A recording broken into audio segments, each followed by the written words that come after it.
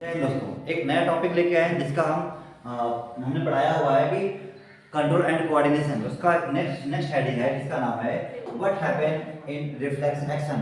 क्या होता है कि हमारे बॉडी में रिफ्लेक्स एक्शन होते हैं। तो उसके लिए हम चीज़ों को समझते हैं जिसमें दिया है what happen in reflex action. अब इसमें दी गई थ्योरी, जबकि पेपर में थ्योरी इतनी आती नहीं, उसमें से कुछ चीज़ों को हमें पढ़ना है, किस तरीके से हम चीज़ों को समझते हैं कि क्या क्या इसमें दिया हुआ है। तो चीज़ों को ध्यान देते हैं। रिफ्लेक्स एक वर्ड दिया गया है, इसका मतलब ये होता है कि sudden moment response to our environment, surrounding environment. हमारे एनवायरनमेंट में कोई भी अगर एक्शन होता है हमारी बॉडी में, वो होता है हमारा रिफ्लेक्स एक्शन या रिफ्लेक्स आर्क। अब ध्यान दो, कभी कभी सीट में हम ऐसे हाथ रख के बैठे होते हैं, एकदम झन से करंट जैसा लगता है। क्यों होता है? क्योंकि यहाँ की जो नर्व सेल्स हैं वो तुरंत माइंड में सिग्नल गए और माइंड ने कहा भैया वहां से हाथ हटाओ। जैसे कि आपने ध्यान दिया होगा, कभी बैटरी है, बैटरी में दो वायर आपस में टच करते का स्पार्किंग होती है ना, उसी तरीके से हमारे माइंड में भी है, हमारी बॉडी में भी रिस्पॉन्स होते हैं। A word we use commonly, we talk about some sudden action in response to something in the environment। ये डिफिनेशन दी गई है। क्या डिफिनेशन दी गई है? कि some sudden action in response to something in the environment। समझ में आया? ये दिया हुआ है किसके लिए? एक्शन के लिए। इसीलिए जब भी कोई काम करते हैं तो उसमें एक्शन ही होता है, विदाउट एक्शन कोई काम नहीं होता। समझ में आया ना? अब ध्यान दो, we saw I jump out of the way of the रिफ्लेक्सली।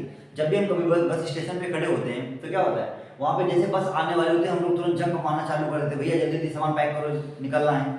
फिर क्या हो गया, I pull my hand back from flame reflexively. जब भी कोई कैंडल जल रही होती है, कोई मोमबत्ती जल रही होती, हम उसको टच करते तुरंत हाथ हट जाता है। या फिर किसी गर्म ऑब्जेक्ट को हम पकड़ते तुरंत हाथ पीछे होता है। ऐसा नहीं पकड़ने पर हाथ आगे लगा दो, वो भी जो बचा है वो भी जल जाएगा आपका। समझ में आया? तो क्या हो गया, I was so hungry when mouth started watering reflexly। जब बहुत भूखे होते हैं तो क्या होता है, किसी चीज को देख के हमारे माउथ में पानी आ जाता है। रियलिटी में वो पानी नहीं है, वो क्या है, वो एक सलाइवा है। देख, what exactly do we mean? इसका मतलब क्या होता है? A common idea in all such examples is that we do something without thinking about it। जितने सारे एग्जांपल दिए गए बिना सोचे समझे वो हमारे माइंड में चीजें होती रहती हैं। तो क्या कहा गया है, और without feeling in control of our actions reactions. जो भी एक्शन होता है वही रिएक्शन करता है। तो क्या कहा गया, ये these are situations where we are responding with some action to change in our environment. जो कुछ भी हम रिस्पॉन्स करते हैं हमारे एनवायरनमेंट में, वो हमारी बॉडी में चेंज होती रहती है। अगर हमने लिखना चालू किया, यानी कि हमारा हाथ क्या हो रहा है, अपने मोमेंट को चेंज कर रहा है, तभी तो हम कुछ लिख पा रहे हैं।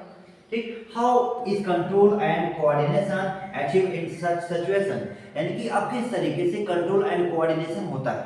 तो ये कह रहे हैं कि हाउ इज कंट्रोल, कैसे कंट्रोल करोगे, एंड कोऑर्डिनेशन। भाई माइंड को कंट्रोल करेंगे, किसी चीज को कोई चीज देना हुआ किसी पर्सन को तो क्या करते हैं, कोऑर्डिनेट करते हैं, भैया तुम भी ले लो थोड़ा, तुम भी ले लो, तो कोऑर्डिनेट करके चीजों को ले लीजिए।